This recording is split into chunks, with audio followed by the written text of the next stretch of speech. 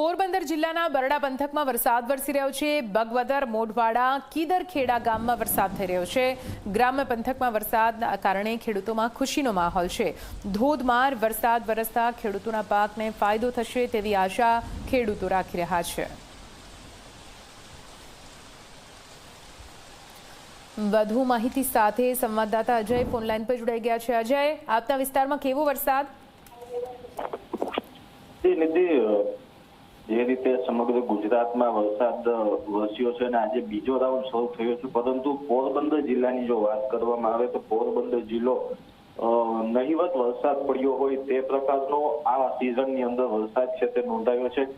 મોટા ભાગની અંદર પોરબંદર જિલ્લાની અંદર વાવણી પણ ખેડૂતોની નથી થઈ, ત્યારે આજે વહેલી સવારથી જે વાતાવરણમાં જે પલટો જોવા મળ્યો છે અને વરસાદી માહોલ છે તે જોવા મળી રહ્યો છે।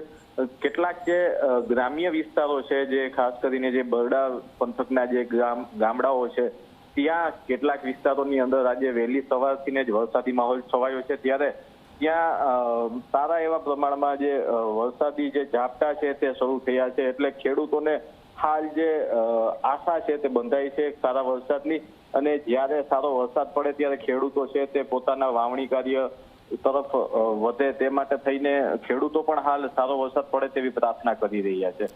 બિલકુલ, આભાર પૂરી માહિતી માટે।